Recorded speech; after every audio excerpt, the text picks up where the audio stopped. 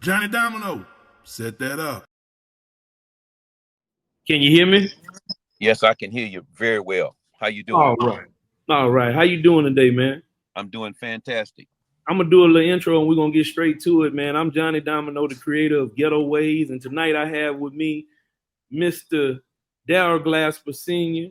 Um, he's an entrepreneur from Baton Rouge who ever since I've met him and came across his path, he's always been straightforward and told me just what it is. And he has a lot more knowledge than I do in this realm of politics and stuff like that. So I just want to hear facts only, you know, from him and your take on things that's going on right now in this election. Well, first of all, Johnny, thank you so much. When you have an audience and a medium and the ability to communicate with the public, that it's a great thing, especially at this day and time and where our communities are across the country. Information is powerful, and the facts are more than anything is important to a segment of the population that need help on a daily basis with the problems that we face with some of the people in our community, not all. But your medium is something that desperately needed. Look, tonight I always said that for 36 years I tried to always give back to a community that gave me so much. Most people probably don't know a lot about me. For 36 years, Johnny, I've been involved in politics in the community, and they know it. But for 36 years, I've been the same person. I've never changed. I see things as they are, not as I want them to be, or as what somebody told me. I've always been my own self man. I've been able to make a living for myself, and I love the community. I'll tell anybody in America, I love the community that gave me so much. Now, let's get right to the points and to the facts in this race. 36 years ago, I knocked on a door that most people are talking about right now, who's a lightning rod. His name was Woody Jenkins. Woody Jenkins brought a young lady who was very bright. She was very, I always say it was a beautiful soul because when I first met the mayor, Sharon Weston, and she's married now, called Broom, she was just a beautiful soul. She was very quiet. She was very smart, very articulate. And I was running for office, and like anything else, I'm a quick learner. They were Mm-hmm. going to gang up on me, and so I asked Miss Weston, would she be interested in running? And these are facts now. This is not Right. hypothetical. I'm talking about facts. And so we raised the money, kind of prepared the message for. I was able to get a guy named Fred Reed, who was a well known in that area of the town, and he helped run her campaign, and she was very successful. She has never lost a race since. But the person that I met 36 years ago is not the person that I'm campaigning against right now. Let me tell y'all why. Okay. When we were on the city council together, now these are facts. Sharon Weston Broom was a champ because that's what we did as a group. I was able to be a person who was a spokesperson, and then things got really, really heated. Let me tell you why. Because I realized that government that were serving was not doing enough for the African American community, and so we complain about it. We complain Mhm. about it. And But if you you want, say, I want to make sure you get this right. You said at that time and that year, I'm sorry to cut you off, that she was not, she was somebody else, right? She well, was, no, no, she was a how champ. did she fight then? What's. Well, she Sharon Weston, and when she represented the park, and the lady that I knew, Mhm. she was a champion for what was right, for to bring medical services to the community, to make sure that the community got the services, because that's what we did. I'll Right. give you the names. It was Johnny Matthews, who after the first term, Johnny said, I can't take this no more. He's still living. You can talk to him. It was Mhm. Sharon Weston Broom, and it was Chief Woods. Now, when I realized that the four of us was not going to have enough political stroke to do the things that we wanted to do, well, I become confrontational because that's who I am. I'm just not going to sit there and let you just run over me, and that's what it was. It was at that time. It was 8-4. Okay. So it's all eight Republicans, 4 Democrats. So I sued the city government that I sit on. How about that? I said, okay, good. I sued them for, go look it up, for discrimination. That's a fact. And then the federal judge told me, he said, fool, do you realize you sued yourself? I said, Judge, I guess he was trying to bait me in, Johnny. You know, when you're in the federal courts like that, you better have good lawyers. Now, I want to stop right here. I had Ron Johnson, Don Johnson, and Ernest Johnson, who to this day teaches at Southern University Law School. Man, let me tell you, them some bad brothers right there now. Those were some bad brothers because they went against the top law firm in East Baton Rouge Parish. Okay, they went against the top law firm with all those high-powered lawyers, high-paid lawyers, and they were representing the community. But they called themselves representing me, but I know them brothers was representing the community because they never backed up. So the judge said, "Fool, you sued yourself. Do you realize it?" I said, "Yes, sir. Your Honor, I don't like myself because I can't get enough done for the community." And he said, "Don't get smart with me." So Don Johnson, I'm gonna tell you one thing about Don. Don Johnson, and you remember what I'm saying to this, and of course he can't get involved in politics, him and Ron. Right. But them Johnson boys, Don hit me in the side while I was sitting at that table, and he said, "Hey man, be quiet now. You know they're trying to put you in jail." Right. Now that was my attorney, and I kept my mouth shut. It took all I could take, but I kept my mouth shut. Let me tell you where I'm getting to right now. I'm getting to the point where in our community we need fighters. We don't need nobody sitting around holding no seat and just going and get a paycheck, getting insurance on their car, and getting a stifling and getting travel money. I know the game because the community allowed me to be inside, so I know from inside. One more time, you were an elected official in East Baton Rouge Parish. I was elected official for 8 years, and it was the best 8 years of my life because it taught me from the inside of government. Man, let me tell you something. When you get the inside, and you know, I was the chairman of F&E. You know what that is? Finance and executive. So every contract, every bill that was paid, every appropriation came through that committee. I was chairman. My first time, I was vice pro tem of the Metropolitan Council. I was number 2 in charge on that council because they realized we wasn't going to take it. Now, for all the voters out there, that's enough about me because I'm a nobody. I mean that. When in the scheme of things, with the community the way it is today, you know why I'm outspoken? Because you have a person that I helped to get elected who has been in office for 36 years, past me, you, and everybody else off to her staff. Okay? So when you try to go help people in your community and you go to them, if you're not a part of the political clique, now this is Darrell now. This is nobody else. This is somebody who tried to bring you $300 million. I want to slow down. $300 million to get the poor people in the jail a decent place to sleep or stay while their rights are being taken from them. I came to this lady, and look, I ain't gonna never disrespect a lady. I came to this mayor and had a meeting with this mayor, and they buried it. It was Darrell Hurst and the city, the task force that allowed us to come put on the presentation. And let me say something, we came twice. Now, am I mad? No, I'm disappointed because I'm trying to help poor people, and they're not at the forefront of anything that you're doing. So guess what I started doing? You know that. I started researching. I started looking at contracts. I started looking at the political cliques. I started looking at the votes. Now, you are over a budget of $1 billion for 7 years. That means you had $7.5 billion, 7.5 billion, and your community looked the way it looked. Your roads look the way you got potholes everywhere. You got a kid being killed on the corner every other week or every other day, and nobody called a news conference. Nobody said what? Where's everybody now talking about? But you let one person that's not from our community shoot somebody, and we got a riot going on in the community. That's a game you playing. I don't play games. That's a game. Now, I want to say this. I'm not anti-Sharon Weston. You know why?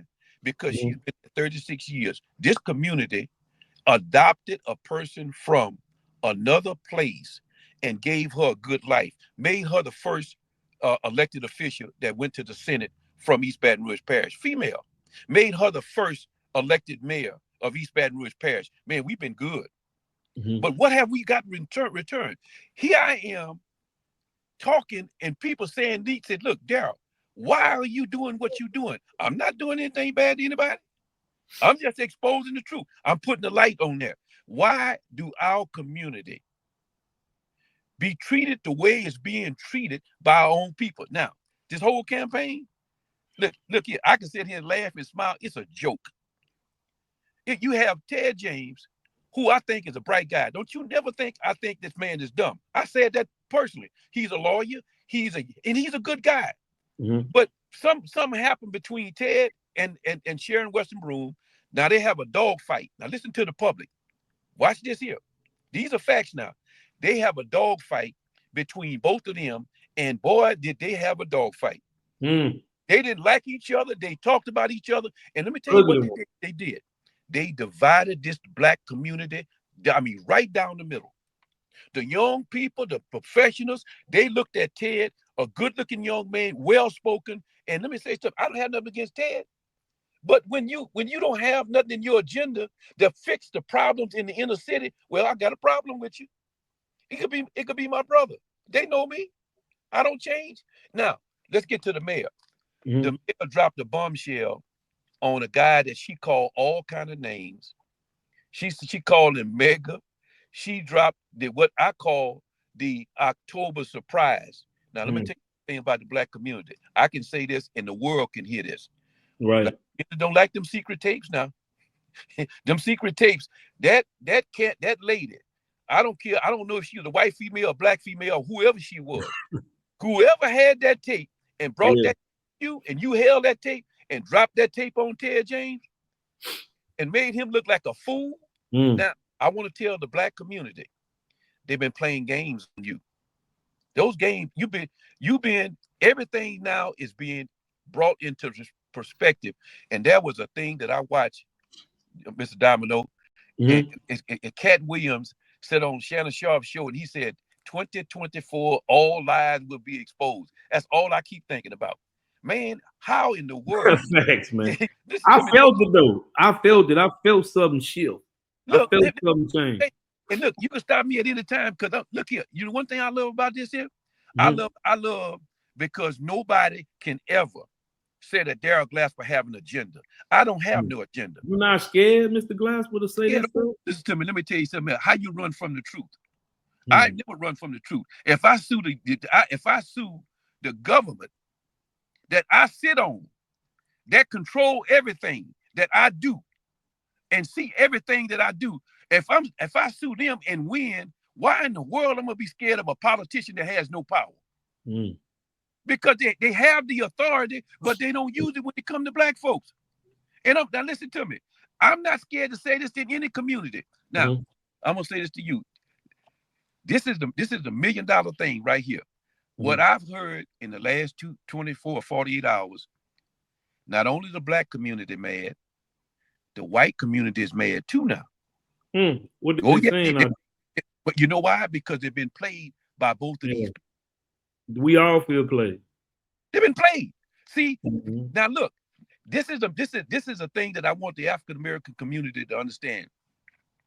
Why was it that Ted James was able to go to the white business people, raise $1 million, and come back to the black community and said, I have way more money than the mayor, and she's a sitting mayor, and she's got a budget over there of $1 billion.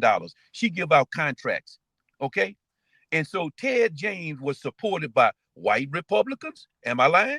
Right. He was supported by independents and young people. And man, he was running a good campaign until she dropped the bomb on him. Okay. Okay, so that's fair play in her eyes. It's not fair play in the black community eyes. We don't like them secret tapes. I ain't never, listen to me, I have fought political fights. I tell the truth, but I put paperwork down on you. Understand? Always have. So no, I'm not afraid. I'm just happy that the community is now starting to see that the game is being played. So one time they were enemies. Now she begged him to be a supporter. That didn't go too well. You know why it didn't go too well? Answer a question. They still probably don't like each other. But you know what? There's a deal somewhere, and the public understands there's a political deal. But young man, I want to say to the public, and let's get very serious about this. Don't no politician that don't respect the fact that we have a need in the black community for housing. Where is that being talked about in any one of these agendas? You got a white male named Sid Edwards is talking about the 705. They're not talking about the 7805. Wait, Nah, wait, look wait a at minute. it. Look at it. Huh? Look at it. Look at No, it. but Just look at it. something is wrong with this picture. You mean to tell me a coach, and then you can't? How can you talk about a man who team right now today is 100% African American? He took a bunch of young men that's 100% African American and made them feel good about themselves on the first day and told them to be still. There's gonna be some respect put on your name. And guess what? They're in the playoffs. They're in the playoffs. They beat Haney last night, didn't it? Yeah, they look here, and they made history last night. But Yeah. nobody talk about that. I want to say to the community is this: Mhm. we gonna finally have to be like them Republicans that gave Ted that $1 million and that supported him. They didn't just give him money; they showed up at the polls and they helped him. You know why they helped him? Because they believed in him. Now, you don't have no credibility no more, though. True, man. That's It out. just it make everybody confused, like you don't really know what's what, and then they'll tell you in your face because I ask them. See, that's why I like you because you don't hold your tongue. You know what I'm saying? You just, the truth is the truth, man. And I got to realize that I do media, and even when I don't like it, I got to do it.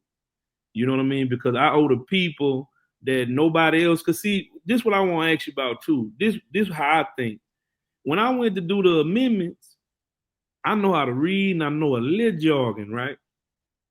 But the verbiage on it is so complex that the person who gotta figure that out and say yes or no, or to the amendment, why they don't do us jargon like layman terms, like something that's easy to read, transparent. You know what I mean?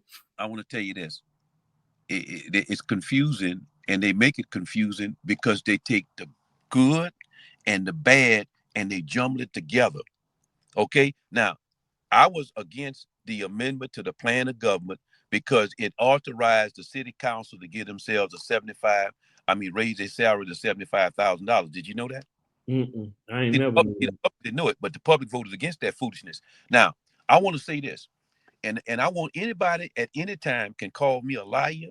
You can call me crazy. You can call me anything you want to, but you damn sure ain't gonna call me dumb. I can tell you that. You will never call me dumb, and you never gonna call me stupid. Now, Right. you, the black community, have voted for $700 million from Breck. What has Breck promised you? You got $54 million going to the library, and they put a small library in your place, in your community. What are they doing for you at the library? Now I looked into some of Breck plans. I like what Breck got going on for the future. I see. Hold on a second. And stop me if I'm wrong. You know what I mean? Hold on just a second. You good. I'm not gonna go there, brother. But let me tell you why. You saying what have you gotten so far? Well, hold on a second. Let me tell you this right quick. So, not enough. No, just tell you something. What's important? They can go build all them buildings if you want to. You can't spend the night there. You can't spend the night in them buildings. And then I'm gonna tell you something else. Breck is a public agency, and if you want to use any facility at Breck, you got to pay for it.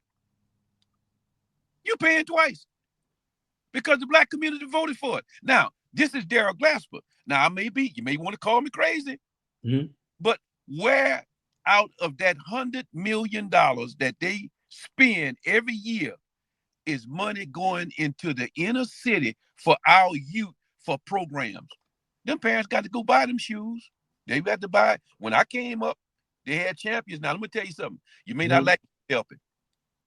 You may not like Jewel Newman. You may not like Frank B. Milligan. You may not like Johnny Jones. You may not like Pearl George. You may not like Claire Wells or Little B. Coleman. You may not like Willis Reed Sr. You may not like Frank Milligan or Freddie Pitcher. But guess what? You ain't never had to go and fight for yourself. Hmm. I'm telling you right, when I was coming up in that community, guess who fought for us? Them names I just called. Hmm. Where are those names today, brother? You tell me. Who more than me and Eugene Collins? Well, I'm just saying, where are they? They call ghetto ways when they have a problem. They don't call downtown. When That's what. When the police whoop them, they call me. Who am I? Well, let me tell you something, because you're a spokesperson that tell the truth. You shine a light to darkness. And I want to tell this public right now. Mm-hmm. If I was in control, not me, because I'm never going to run for public office. I'm just going to defend myself. Okay. That's what I do. I put money aside for defense. Now, I don't mind telling you, I have sued a sitting mayor of East Baton Rouge Parish for defamation. I just go look it up. Okay. Yeah. I sued him and I tried to drag him in court the best way I can. Man, don't defame my name. Mm-hmm. I don't defame people's name. I talk about facts. Now, I want to say this to the public. This is the most crucial election that you ever have. Let me tell you why. Mayor Broome has been in politics for 36 years. Now let's get real serious about this. Mm-hmm. So she had the authority to spend money on any projects that she wanted as she got it past the city council. And all you had to do is said, okay, good. Out of Build Back Baton Rouge. You remember Ted James said she didn't build a TP? Yeah. I almost fell off my couch when that man said that. He said, you got $1 billion, you didn't even build a TP. Let me ask you a question. How can a guy named Darrell Glasper, who has not been elected over 25, maybe 30 years, pick up the phone and call people that I know at banks and say, look, if we had a plan to build houses in the inner city to repopulate our community, would you participate? Man, I wasn't off the phone 3.5 seconds before them people sent me a map with all the Baton Rouge and say, and said on the thing, preferred lending. You know what preferred lending means? They don't, they're not trying to talk about your credit. That is a fact. So now, I called the guy back and I said, hey, I said, Mr. Johnson, wait a minute. I said, I just got this map. He said, Mr. Glasper, we have had that map for some time. Y'all have 7,000 vacant lots. And the mayor and the Metropolitan Council are holding on to them like they gold. I'm serious. Gold, like they gold. Why are you holding on to lots in the inner city when Ruzon and all them other people are building houses? Now, people say, Darrell Glasper, he crazy. I just made one phone call. I was just inquiring. I get 4 calls back. And you know what they said to me? I'll tell this girl, and nobody can call me a lie because I have it in writing. You know what they told me? They said, Coach Sid is running, and Coach Sid understand the inner cities, and we want to have an opportunity if he wins, and if you have a program, then we'll fund it. I said, now wait a minute, let me tell you, I'm 71 years old. I've been around this game a long time. I don't ever mess with nobody's money. See, that's why they never got me. I never in my life mess with nobody's money but mine. Now, I want to say this. See, you young boys, like you young men, like you, and the rest of you all, I have a symbol. And I want everybody to know in East Baton Rouge Parish, you can be a Republican, a Democrat, you can be an independent, you can be rich, or you can be poor. I have a symbol, a group of young people, and I'm going to show you all how to go repopulate your neighborhoods. And that's my job. I'll put that pressure on Darrell. If we want to make America great again, well, hell, why we can't make the state capital, the capital city of Baton Rouge great again? Now, and I mean that. I'm not just talking BS on this thing, and be close to you. Now, hold on just a second. Don't go nowhere. No, man, I'm gonna call you back. I want to see if you got that 100 million. I'll call you back. Look, so look, I'm trying to put together right here on your live thing. See that $100 million right there we talking about? That's not foolishness. That a man just calling me while I'm on the phone with you. These people are trying to put up $100 million in a fund to build houses in the inner city for poor people. Yeah, and that's your word. That's what you got. Hold on a second, young man. Now, one thing you ain't gonna never call me is a liar. Straight up. Now you think that phone call was just that I've been talking to them all day, and let me tell you Yeah, something, but it's up to the community now. You I you know. you got a chance, and let me tell you something else. I ain't gonna never try to rig no election or no. Look here, if we You don't, can't do nothing but tell them the truth, and they gotta oh take no, it and do what they want with it. put that pressure on the old man, because I'm gonna tell you something else. I'm telling you, put that pressure on me. Yeah. Now let Because me ask you about this. Let me ask you about this coach character, because man, what you think about coach in your perspective? Because every time I kept digging, to be honest with you, we all being transparent and telling the truth. I was looking for dirt. I was looking for something wrong with coach, so I could say I don't like either candidate. They both ain't no good, and I could not find nothing bad. Coach tell me all the time that ain't nobody perfect, and he not perfect, and I hear him. But I if want to you if you tell really go dig, I want to tell you something about Coach. Now let me just talk real facts. okay, Here is a man that I gave him my son in the 8th grade. He gave me back a man at 12 in the 12th grade. He's a spiritual person, and anybody would tell you that was around redemptions. I built my life around my son because I don't have but one son. Every day at 3:30, I was at that school. I participated. I've been knowing Coach all that time. Coach have helped a lot of people. But let me tell you another thing about Coach. He don't use that. He didn't do that. The thing that he has done for African American men, starting with Warwick Dunn, raising $150,000 from a guy, helping some of the contractors in town.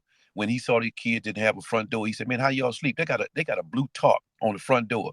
That's a fact. And he just is quiet. Go look at Strumer's weight room.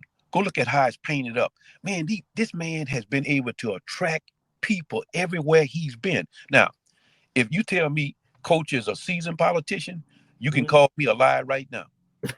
right, No, right, no, right. you can Yeah, call he me. ain't no politician. No, you can call me a liar right That's now. why I like him.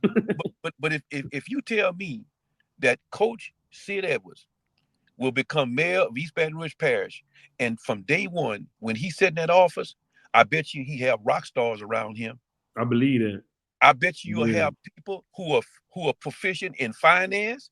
You will have an urban planner. I was talking the other day when I was talking to a guy about this $100 million these guys talking about. I said, "Man, look here. I'm not doing anything without an urban planner." He said, "What is that?" I say, I say, "You don't know what an urban planner is?" I said, "Look, in the community, if I you don't either. okay, hold on just a second now. No, now look, come on, brother. You too sharp for that now.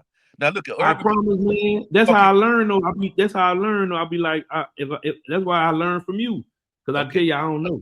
Look Yeah. here, I want to tell y'all something so you know. Anything that you ever do in your life, you always make sure when you're dealing with other people's money, and that's what I say, OPM, other people's money. You're dealing with government money, you're dealing with federal money, you're dealing with loans, you're dealing with all of that.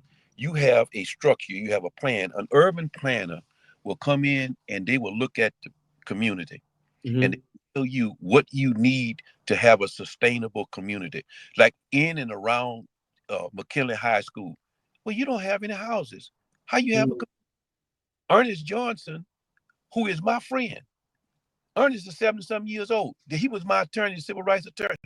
Ernest went to the mayor with a plan to put neighbors back in the hood. I have it in my briefcase over there. Yeah. Because I'm working with, when Ernest found out, see, this is how brothers do.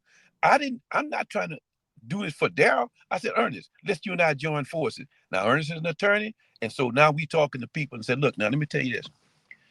When you have individuals and they need something, I don't want them to be dependent on the government. Now, let me tell y'all something so you know. And it is not something that I'm proud of, okay? I came up so poor I couldn't pay attention. I had 9 brothers and sisters. I was the oldest. I remember the trips to Ryan Airport to get them silver cans in them brown boxes. That was pottage meat. That was pottage meat, block cheese, and they will kill you for that block cheese now. They Commodity. want to buy that block cheese. I didn't even want no cheese. I don't eat cheese to this day because it's Yeah. block cheese. I'm saying there ain't nothing I'm gonna order with cheese on it. Okay. Now Lord. you had all of that powder. You had powdered milk. Now who in Yeah. the had powdered milk? We had Commodities. milk. Okay. Commodities. Yeah. Now let me tell you this. I'm gonna tell you a story. My mother, she's dead and gone. She kept 9 children together when Blunt and Home was right down the street. They came to my mother's house one day, and the lady said, Miss Wells, I know Miss, right there where that big old building is, right down McKinley Street. They just said, I could take Darrell because we got a lot of good athletes at Blunt and Home. I could take Michael, I could take Andrea and Wanda, and then that'll take the load off you for the one that you have right now. My mother looked at her and said, you must be crazy. She said, are you serious? She said, you mean to tell me? She said, I didn't want the men, I wanted the children. What's wrong with you? Those are my children. You want me to give them to you? Oh, Miss Barbara, you can come go keep them and bring them back. I said, no. I knew I wasn't going. Shit, I wasn't but 10 years old. And my grandmother, when my grandmother heard that, you know what happened, right? What happened? Swooped me up. I was raised by my grandmother. I had my own bed, own bathroom. I ate breakfast before I went to school. I ain't had to be hungry. I ate supper. And then, look, she had one of them bells. You know what? Like you call in the cows, ring, ring, ring, ring, ring. That means you got to get on in there and eat. Now look, this community is a beautiful community. I'm a true believer. I'll die saying what I'm about to say right now. But you need leadership. I don't care if that leadership is white, black. I don't care if it's Republican, Democrat. I don't care who it is. I just want somebody to be fair to me. My grandmother always told me, she said, look, don't you worry about nobody giving you nothing. She said, I want somebody to be fair to you. And that's why I'm finna tell you this. I have never, ever been on a government subsidy since I turned 18 years old. Go look at the records. I will not take it. Even when I was down in almost on my deathbed, spending all of my money, I told them I do not want. You're talking about I can get assistance. I said no. You taking it from somebody poor. That's a fact. In my family, we were a family, and that's what they got in South Baton Rouge, in North Baton Rouge, in the Park, in Scholarville, in Glen Oaks. All of these people in Mayfair, these are families, man. And all everybody want to do is live a good life, and they want to put something in, and they want to get something out. Right. What have we gotten out of our government in the last 14, 15 years? Now you tell me.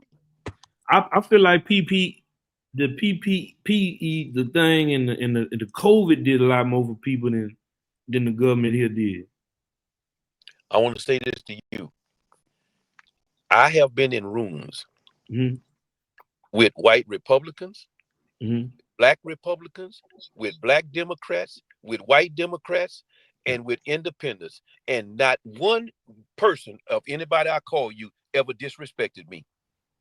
True story. They have never disrespected me because they know why I'm in the room. I'm trying to do something to help those that can't help themselves. Now, people don't understand this.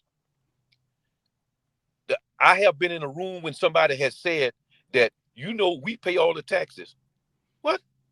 Pay what up? Pay what all? What tax you talking about? Well, we have the affluent community. We pay all the tax. I said, well, let me tell you, I would say this. I said, I'm gonna rethink that. I want you to rethink it. I said, what you think? Look at the district I serve. I have LSU. I have state government. I have city parish government. I have Southern University. Okay, you mean to tell me all that value? You tell me about you paying all the taxes? Look, I understand that you want to get some of your services back, but all them organizations pay taxes too. And all we saying is, if our roads are tearing up our automobiles, or we have to not be able to go out at night, you don't have a grocery store within a mile of some places in these areas. Yeah, food desert. I learned. Watch this now. So you have other ethnic groups move in your neighborhood and sell you your food. And you think that's funny. Sometimes I laugh and you think that's funny. That pissed me off. I know. No, I'm just telling you, it pisses me off. You come in our neighborhood and you got a place like the Chicken Shack, Joe Delpit and his family. And look, I ran against the man. Everybody think I hate Joe.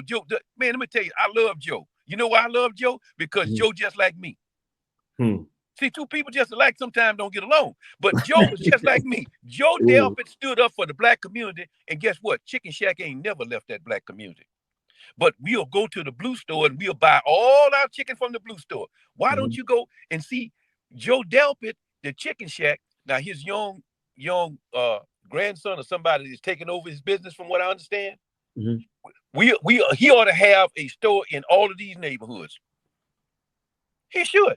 And you should be supporting him. You know why? Because he never left you. Never.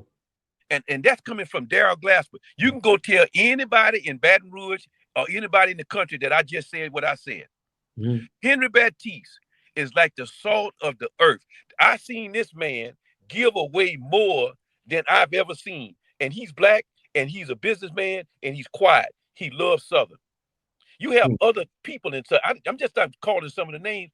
You have other people who love your community. But brother, let me tell you this. They probably had enough of me tonight, but I'm gonna tell you, you and a number of these other guys, Chris and all your brothers, let me tell you something, man. This is your life. This is your future.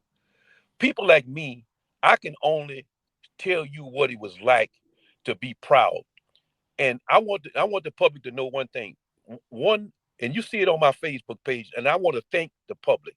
I want to thank the white white community, the black community, and anybody else, young, old.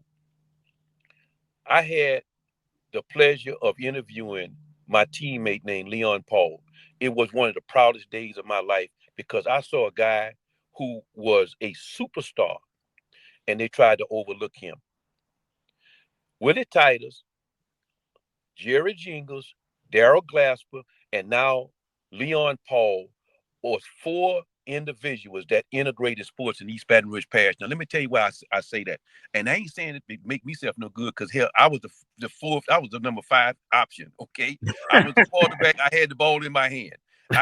Look here, anybody tell you if they ever saw us play, they ain't give it to nobody but me, because I distribute the ball. And that's what I was tasked to do, and I did my job. We went undefeated. You know why we went undefeated? Unlike the politicians who can't work together. Brother, when I was telling you about that lawsuit, do you know what the result were? I, Ernest, Ron, and Don Johnson gave East Baton Rouge Parish a 5th seat. So, you got 5 of them down there right now. You know that? So we went from 4 to 5 because I was crazy. And that's what he said. Fool, do you know you sued yourself? Well, I sued myself, but I got some help. Now, they don't even get along with each other. How can your community have only 5 out of 12 and they don't get along with each other? They hate each other. They fighting against each other. They let the people outside your community come and basically run your district for you. We ain't gonna never, if we don't come together and stop playing this black politics and we don't want this and we don't want that. We got to keep it in the hands of this. We got to keep it in the hands of somebody who gonna be fair to you. When I was on my deathbed and I was looking for a doctor, I didn't ask him was he a Republican. I didn't ask him was he the Democrat. I asked him was he the best. Right. And guess what? God brought me from the pits.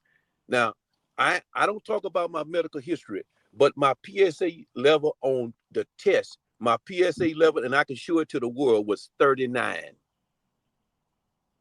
6 is dangerous. And it didn't go through my body. I was on some heavy drugs, brother. Some people will tell you they didn't know this. About 7 months ago and about a year ago, I couldn't even defend myself. And God brought me back. That the Bible says he will put you back together right in the face of those that broke you. Amen. No, seriously. So if anybody think for 1 minute that I don't have faith in God, and that's who I put my faith in, and I'm gonna tell you something else. We have some beautiful kids, man. They've been burying these kids. I mean, Coach Sid said to me before he decided to run, and I had no clue the man was gonna run for politics. I saw that man grieve over that 14-year-old 4-point student that started for him. I saw that coach that's running for mayor right now. I saw him grieve over that boy. Now, I'm telling you something. It's a voting started today. I saw him grieve over Warwick Dawn's mother. Hmm. I saw him grieve over Johnny Hollins that passed away from diabetes and probably didn't have the proper care. And I'm gonna tell you something else. That man's 60 years old, and he's seen a lot of great African Americans. I seen him grieve over them. Now, he would never say this to nobody because he did it privately. Now, let me tell you more than anything else, I want the public to know this man is not a wealthy man. He is not a materialistic man. He is a family man. He has his problems with his autistic kids that he said 23 years old and 33-year-olds, they still believe Santa Claus coming to the house. Yeah. And when you say something like that, it's not something that he wants to use to the public. But I'm gonna let me tell you this, and then I'm gonna let you ask me any question you want to. You know what I love? You know what I love about him? Yeah. Is that he said, I done been through it, brother. I've been tested by fire. I've helped young men believe in themselves.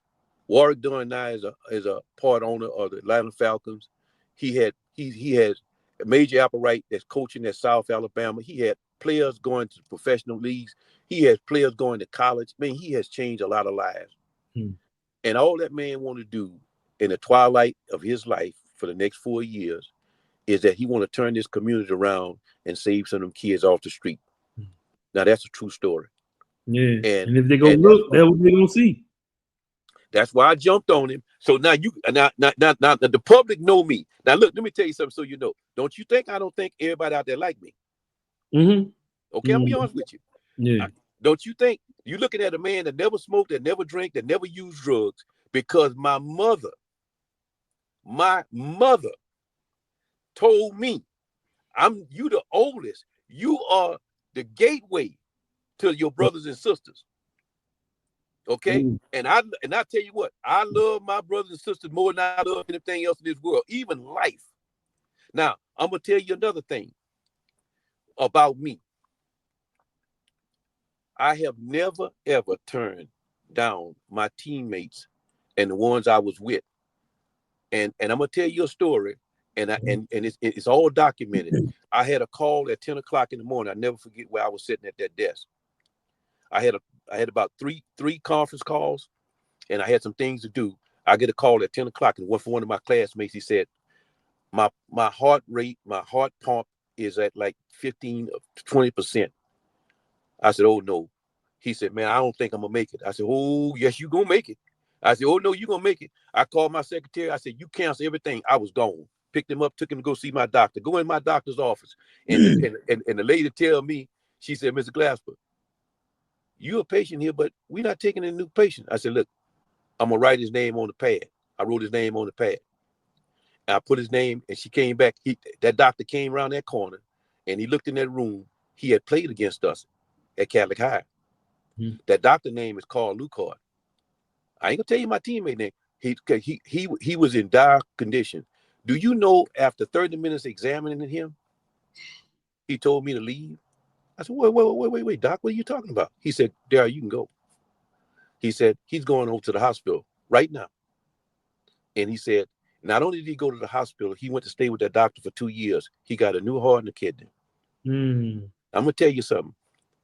A low down, dirty dog would have never answered that phone or would have never took the time to go do anything for his teammate. And I'm gonna tell you something else. That's why I'm on here talking to you today. I'm a true believer that if you do good, good will happen to you. So I don't worry about nobody trying to do nothing to me. Straight up. I'm in God's hands, brother. And I'm gonna tell you something. As many of them families in the inner city that's struggling tonight, that have a vote, you use it wisely. I'm not gonna tell you who to vote for, but I'm gonna tell you something else. Protect yourself. Yeah. You protect your children, you protect your neighborhood, and you go to bed and you said, I want to make the best decision. And let me say to you, I appreciate you young people, but I'm gonna tell you something, brother. Y'all got to take over. They don't have no spokespeople no more. Right. Y'all got to build a group of young, intelligent people who are not selfish. Right. For the people. You got to be for the people. And the only lives that get better are the lives of the politicians. Just look and see where they start, when they start, and where they end. You ain't saying nothing I can disagree with. God bless me to when I started, I had a business that was doing $11 million a year. I said out loud, I ain't gonna say, and look here, not that I have all this money, but I'm gonna tell you what I did. I always took care of people. I take care of people. And I want to tell you something about what people want in the inner city is jobs. They want their dignity. That's all they want.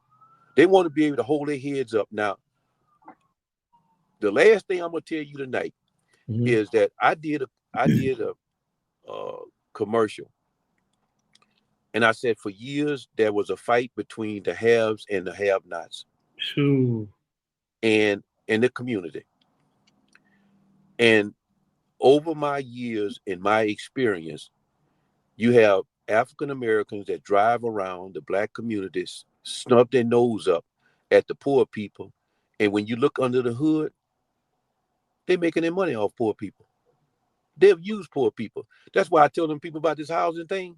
I said, don't you? I said, if you want me to put together 3 or 4 people and build 50 to 100, 200, 300 houses and rent them to people, I said, you got the wrong. I started to say you got the wrong Negro, but I thought the wrong nigga. One of the two. I said, but you got the wrong person. If these houses between the 12 to 14 square feet, between 150 to 180,000 that can withstand wind and rain, 300 miles per hour. Make me out of a liar now, and I'll make you out of. I'll embarrass you. You know why? Because I seen a whole development in Springfield, Missouri. I've seen a development in Houston, Texas. Why do you think between the airport, the jail, and before I got to Hollywood, I had a lawyer and a billionaire on the phone and told him we need to do the jail before I got home? That's God, man. That's reputation. That's not being a liar. That's caring about somebody else. And I'm not talking about taking something from the public. I'm talking about helping the public. Now, when you are poor, you're not invited. You're not respected. If you're not appreciated. If you talk to at all, you look down on. And so when you look down on somebody, I'm saying you're looking down on me. I don't care if I'm in a boardroom, a council meeting, a legislature, a business meeting, a banker. I do not care. But don't you make no disparaging comments to me about no poor people, because you're talking about me. Because if it wasn't for that community and if it wasn't for all them names that I told you about, I wouldn't be on this phone today. All right. Now look, I appreciate you, and I appreciate this medium, because look, for a long time, brother, I never talked. Yeah, and not many people want to talk or even have the bravery to talk. Like, they talk to me, and I gotta keep their secrets, because when I tell you I'm gonna do something, I'm gonna do it, right? If you tell me my job at stake, or if you tell me I'm protected under this, I can't talk under that. And I want to ask you this: if you work for the city parish, you can't talk or speak out on nothing. Is that a rule? No. See, some of them are civil service, and so when you're civil service, you're not supposed to participate in politics. Okay. Okay. And I get it, because you're supposed to have the good of the government. Right. But when you have contracts for government, and let me say this to you, this is why I say I don't know the mayor that I help. And I'm not, and listen to me, if anything that I'm saying, the mayor can come on here and call me a liar. Yeah, and she welcome to come. No, she can call you. She can call me, and boy, let me tell you something. You about bringing some receipts? I'm gonna bring some receipts, because in the last probably 90 days, I have had a fire hose of information come to me, and I don't want to use it. And let me tell you something, because I don't want to hurt nobody. I don't want to do anything to anybody. I just want you to do something for somebody else. Straight up. If you can sign an agreement to give somebody $50,000 5 times, Why don't you spread that $50,000 out? Because you went to the city council as the mayor and you raised the threshold to where you can give away city money from 25,000 to 50,000. Now go tell me if I'm alive. Don't even have to go before the city council. So anything under 50 don't have to go in front of them. No, just go. She just write the check. Now look, let me tell you something. So why don't you help a multitude of businesses in your neighborhood? Let me tell you why. Because they think they already have you, brother.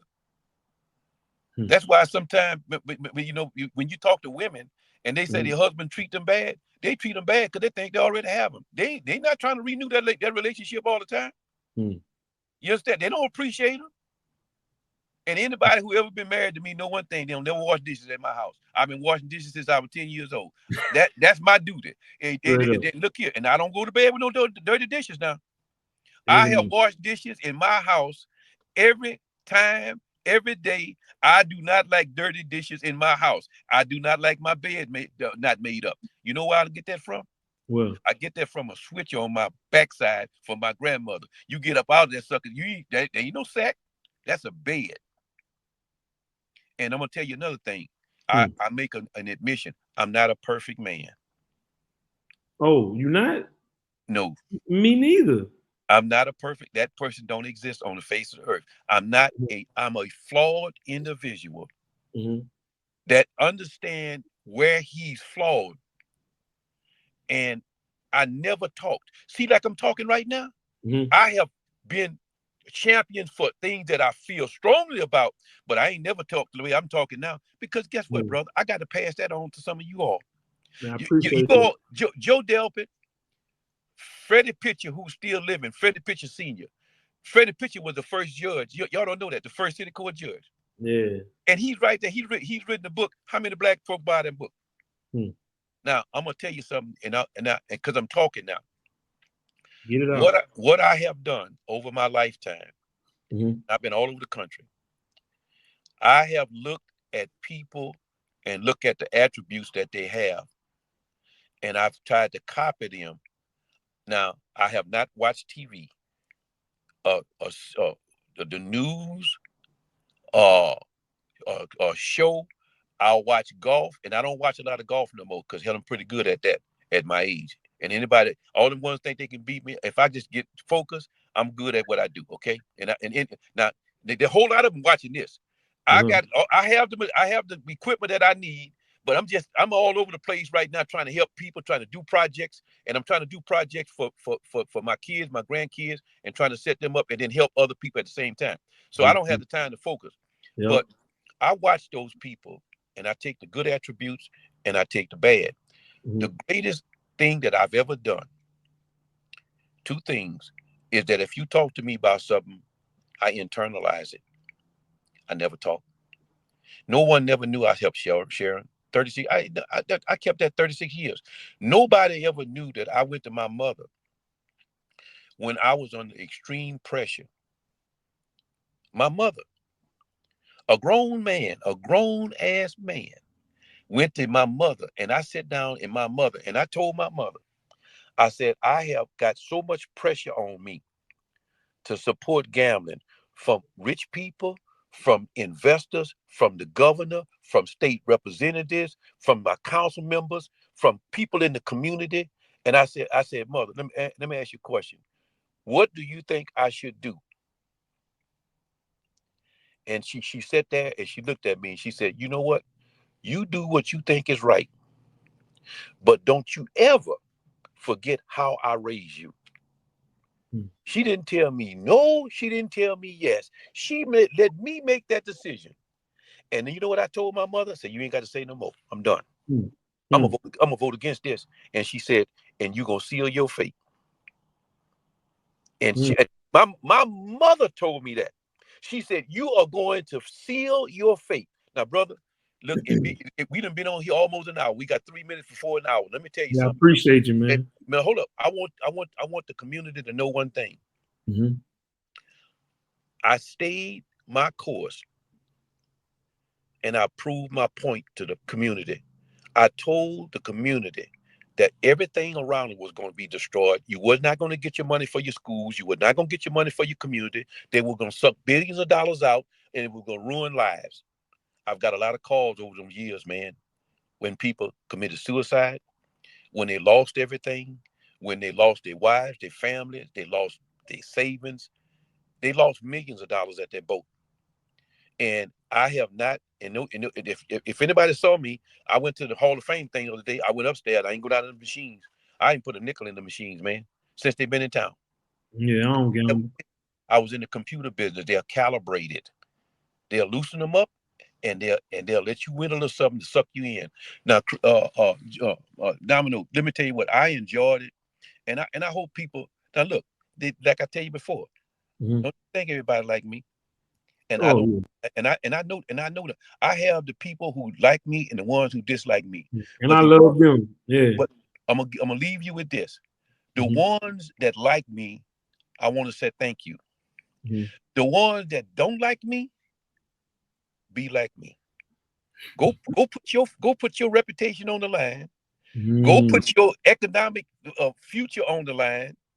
Go be sympathetic toward the people who are less fortunate than you. And then be a prayerful person. That's one of the ones that don't like me. I got a menu for you. Check. Step up to the plate, baby. I enjoyed it. Thank you so much. Yeah, and I hope the public go out and make wise decisions. We are a fraction, split community right now, but we are a devastated community because our leaders have fought like cats and dogs, and then on a fake, phony press conference that they couldn't answer questions. So you done played the white community, the black community, the rich community, the poor community. You done played everybody. Hey, you done played everybody. Yeah. That's my opinion. Yeah. And those that don't like it, tell me I'm wrong. Yeah. Light it up. That's what I say. I always say that. Hey, look here. You know what I always say? Get your fingers on your text message. Light it up. I'm good. See you later, man. Man, I appreciate you for coming out, man. I thank you for coming through. I enjoyed it. Yeah. See you later. Sorry, you take care, man. All right, bye-bye. God bless you, man. You too, man. God bless. All right, y'all. That was Mr. Darrell Glasper, man. I learned some new stuff just by doing that. Very interesting. It made me want to study more. Man, I appreciate everybody who came out. Make sure you get out there and vote no matter who you vote for. And thank you for tuning in. And make sure you research. Don't take nobody else, nobody, not even mine. Don't take nobody else's say and feel about somebody. You know what I'm saying? Don't take nobody else's word or their opinion. Go look and see yourself and ask people who know them people. You know? And y'all be cool. Y'all stay out.